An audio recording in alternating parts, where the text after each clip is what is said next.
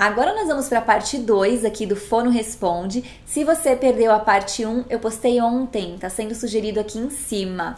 E antes de começar esse vídeo, eu já vou pedir para você dar um joinha, para você se inscrever aqui no canal e ativar aquele sininho das notificações para ficar por dentro sempre que eu postar uma dica nova para vocês. Então vamos agora responder as perguntas que eu não respondi na parte 1.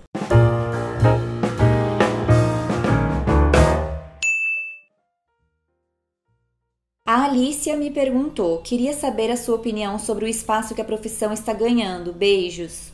Beijos, Alicia. Eu fico muito feliz com o espaço que a profissão está ganhando, porque na época que eu me formei, há 10 anos atrás, era muito comum eu dizer que era fono e ouvir aquele famoso fono o quê? As pessoas não sabiam o que era.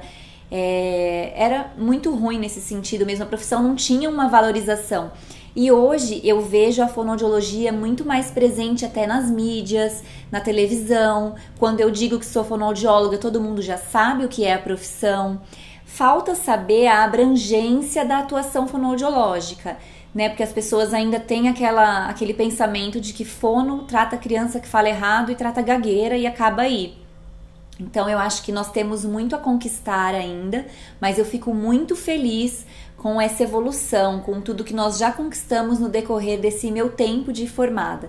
Eu tenho certeza que ainda temos muito a conquistar e vamos conquistar muito mais. A Gisele Gomes Cavalcante mandou o seguinte: boa tarde, por favor, gostaria de saber quais profissões que você indicaria para nós gagos exercermos, pois tenho quase 32 anos e parece que tudo na minha cabeça vira empecilho por causa da gagueira.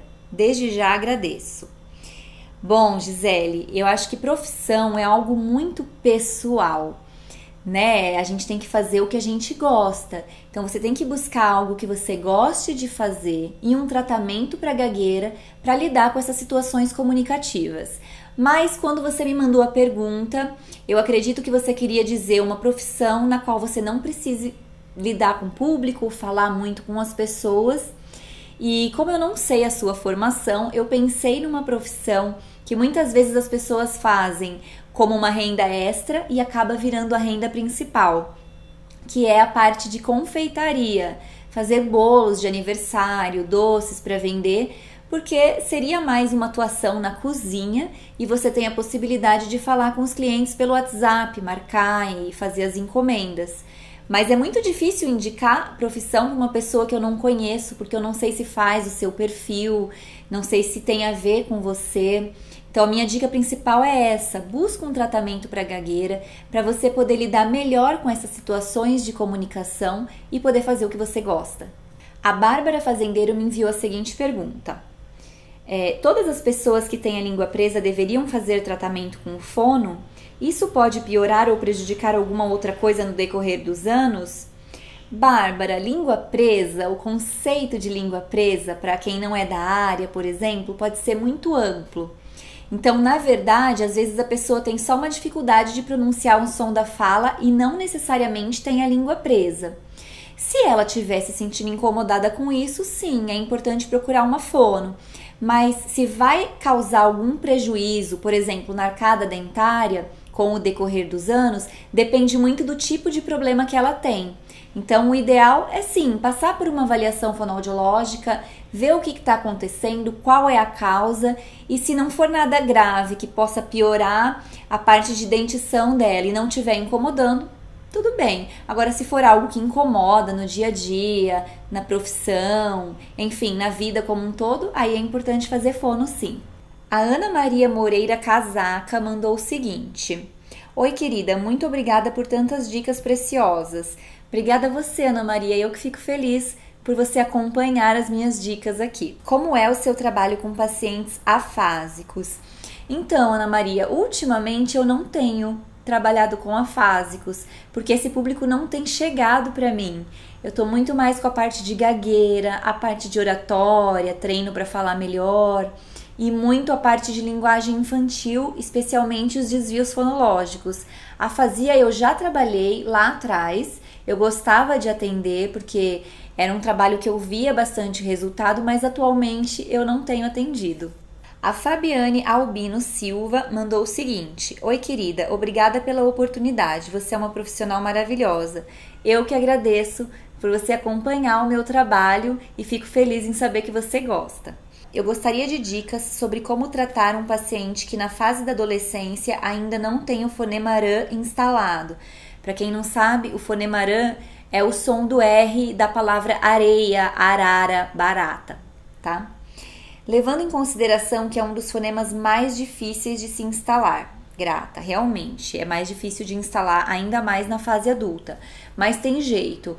Eu tive um paciente com esse problema, ele tinha 20 anos e ele trocava pelo G. Ele falava agaga ao invés de arara.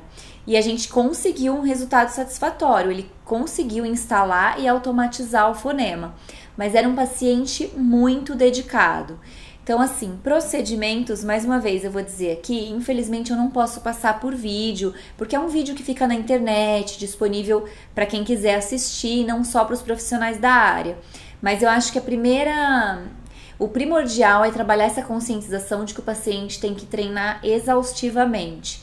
E trabalhar muito a língua, né? A parte da musculatura, ver se essa língua tem força o suficiente para fazer o movimento necessário, fazer avaliação para ver se não tem o frênulo lingual curto e que está impedindo também de pronunciar o fonema.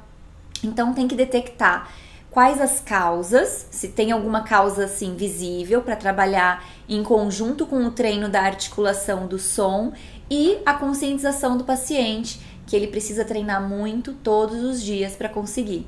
Esse paciente que eu tive, ele era tão dedicado que eu passava alguns treinos para ele, ele fazia em casa e gravava num gravador para mim, para trazer, para eu ouvir, para ver se estava saindo certo mesmo ou não. A Aline Gama perguntou o seguinte: com pacientes neurológicos, qual o seu critério para alta? Pensando em um setor público, SUS, que precisa ter uma rotatividade de pacientes para não gerar aquela imensa fila de espera. Aline, eu já trabalhei no SUS também e nós tínhamos essa questão. Eram pacientes da APAE que já estavam numa idade mais avançada, não podiam mais ir para a APAE e a gente precisava atender. E realmente, alta para paciente neurológico é um pouco complicado porque é um tratamento muito a longo prazo. Então, a solução que eu encontrei junto com a psicóloga que trabalhava comigo lá é formar grupos. Então, se você trabalha no SUS, o interessante para aliviar essa demanda é formar grupos de pessoas que tenham patologias parecidas, análogas, que dê para você desenvolver uma atividade que vai beneficiar o grupo e que não vai acarretar essa fila imensa de espera. Eu acho que o neurológico funciona muito bem assim, porque embora a intervenção individual seja muito boa por uma questão de você conseguir desenvolver atividades bem específicas para aquele paciente, o grupo traz muitos ganhos também, porque eles começam a conviver com outras pessoas que também têm dificuldades, eles passam a sugerir para nós atividades que seria legal de desenvolver. Então eu fiz esse trabalho, foi muito positivo, era algo que me trazia muita felicidade, porque a gente via o desenvolvimento dos pacientes e a alegria deles por estarem ali juntos, por fazerem as coisas juntos. Então eu acho que é uma ótima ideia você pensar em formar grupos, e não só para os neurológicos, tá? Pode fazer um grupo de gestantes para passar orientação, um grupo de crianças que tenham dificuldade de leitura escrita. Não sei se você trabalha com todas as áreas, mas na época que eu trabalhava na prefeitura, a gente tinha que atender de tudo, e a ideia do grupo é algo que funciona muito bem. A Ana Cláudia Silva mandou: olá, como fazer com que os pais nos ajudem, realizando os exercícios e atividades durante a semana em casa?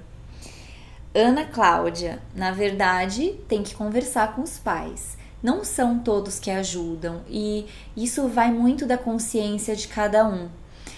Eu sempre, no início de todas as minhas terapias, eu faço uma pergunta, seja para o paciente adulto que vai tratar comigo, seja para o pai. Quem é responsável pelo sucesso desse tratamento? Eu ou você? E aí o paciente me responde. Tem paciente que responde que sou eu. E aí eu começo a conscientizar o paciente de que não, que eu vou indicar o caminho, mas quem vai percorrer é ele. Então a mesma coisa com os pais. Você tem que explicar para os pais que a criança indo uma vez por semana na fono 2 que seja, não vai resolver, que ela precisa treinar diariamente aquelas atividades. E isso não tá muito nas nossas mãos mesmo, de saber se os pais vão fazer ou não. Se eu disser para você que todos os pacientes que eu já atendi eu consegui fazer com que os pais ajudassem, é mentira. E isso não depende da gente. O que depende da gente é conversar e mostrar para eles essa importância.